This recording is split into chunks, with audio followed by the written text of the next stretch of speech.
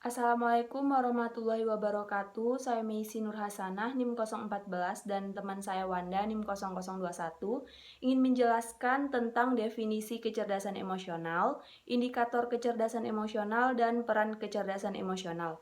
Yang paling pertama kita bahas adalah definisi kecerdasan emosional. Banyak para ahli mengungkapkan tentang definisi kecerdasan emosional. Salah satunya Dr. Christine di dalam Armstrong 2003. Kecerdasan emosional adalah kecerdasan non-kognitif, yaitu sesuatu yang ada di luar keahlian dan pengetahuan. Artinya, kemampuan untuk memahami diri sendiri dan orang lain saat seseorang tersebut berhubungan dengan orang lain dan beradaptasi menghadapi lingkungannya.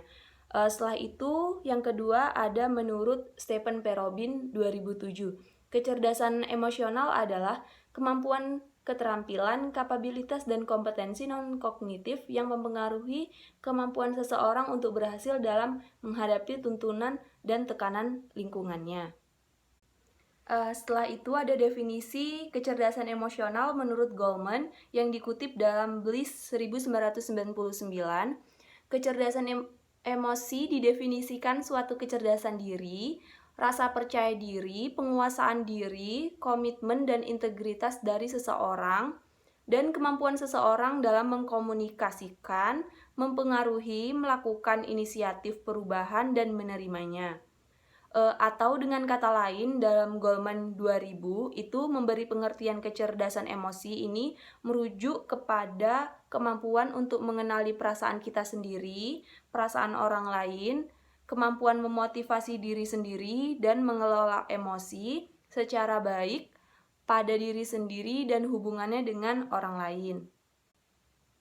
Selanjutnya kita memasuki materi tentang indikator kecerdasan emosional.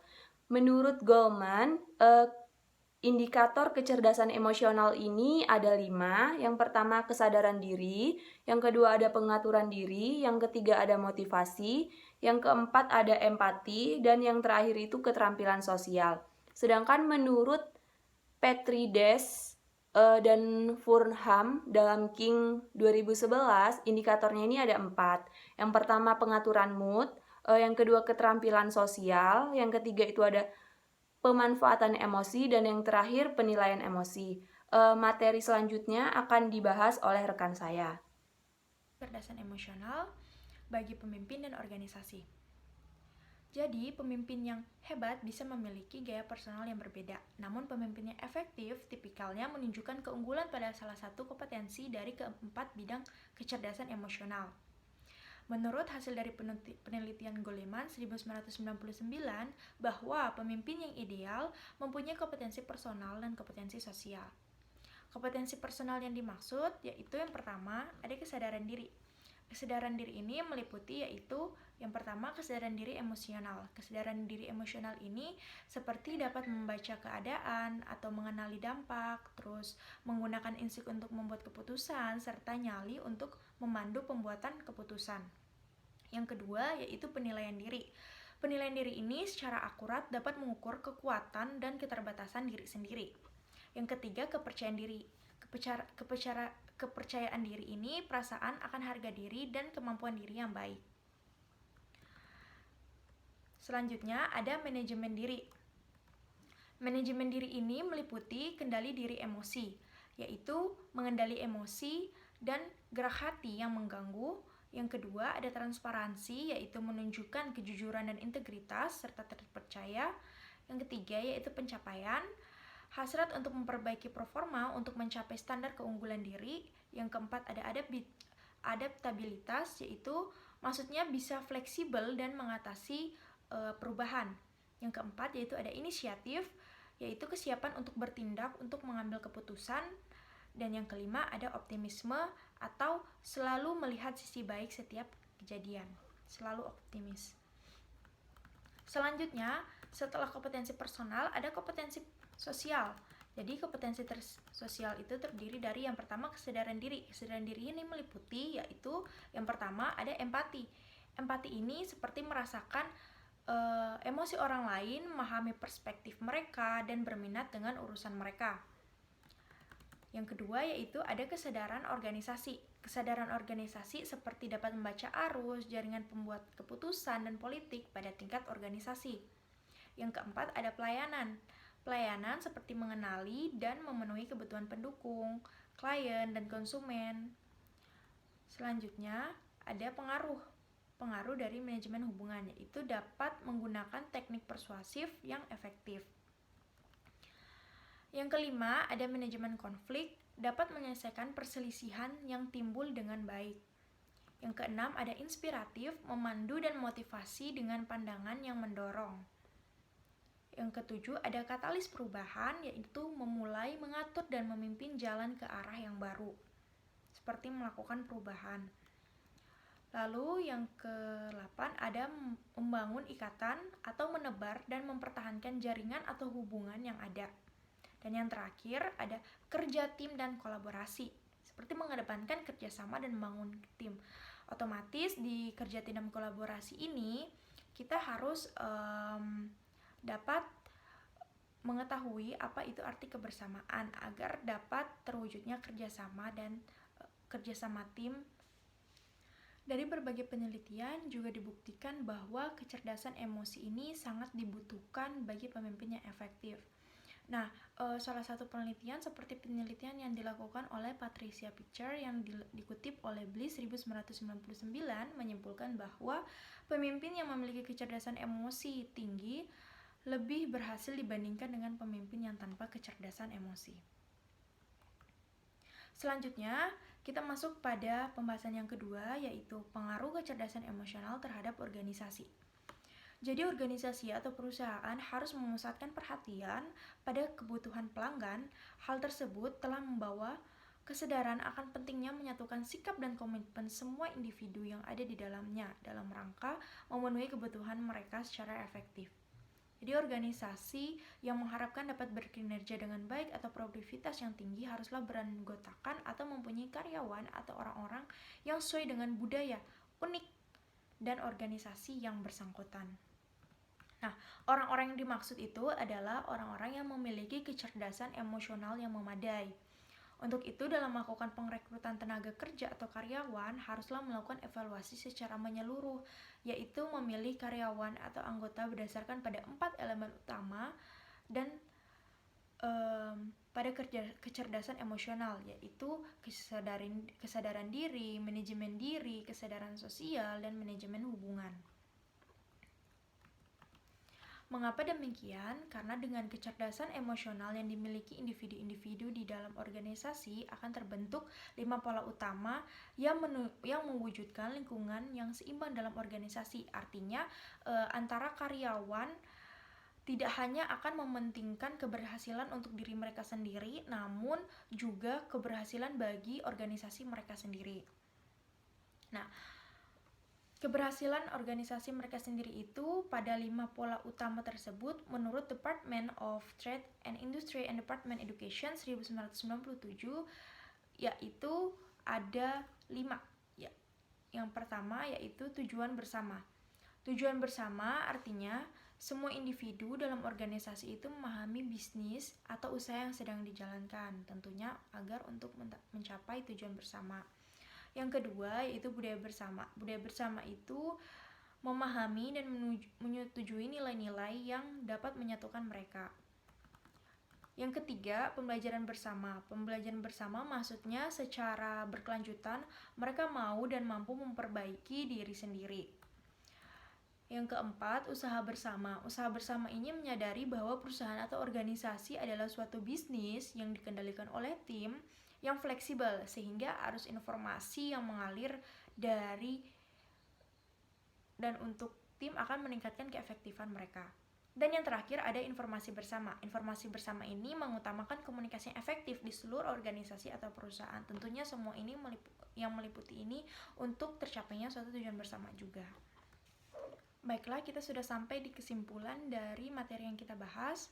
Kesimpulannya yaitu, pemimpin yang efektif sangat perlu di era globalisasi saat ini. Karakteristik pemimpin yang dapat merealisasikan visi menjadi kenyataan, memiliki perspektif jangka panjang, dapat mengembangkan bawahan, inovatif, kreatif, memiliki kecerdasan emosi, dan karakteristiknya merupakan sesuatu yang menentukan suksesnya pemimpin untuk bisa bersaing di era globalisasi seperti sekarang. Kecerdasan emosi merupakan aspek yang sangat dibutuhkan dalam semua bidang kerja dan dalam kehidupan bermasyarakat. Dari berbagai penelitian menunjukkan bahwa orang yang memiliki kecerdasan emosi yang tinggi lebih cenderung sukses dalam dunia kerja dan dalam hidup masyarakat. Dengan demikian, orang yang memiliki kompetensi pribadi atau kesadaran diri hidup di masyarakat dan mampu mengelola diri sendiri dan kompetensi sosial seperti motivasi, empati, dan keterampilan sosial yang merupakan aspek dari kecerdasan emosi cenderung lebih berhasil dalam segala bidang pekerjaan dan kehidupan. Dalam pelaksanaan pekerjaan kecerdasan emosional lebih penting daripada IQ, karena kecerdasan emosional adalah kemampuan, keterampilan, dan kompetensi non-kognitif yang mempengaruhi kemampuan seseorang untuk berhasil dalam menghadapi tuntutan dan tekanan dari lingkungannya.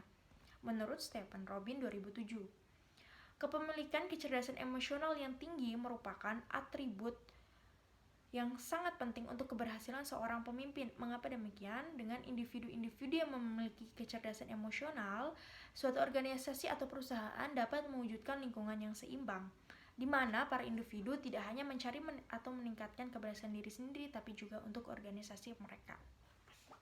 Baiklah, sekarang kita akan membahas mengenai kasus yang berkaitan dengan materi kita, yaitu kecerdasan emosional.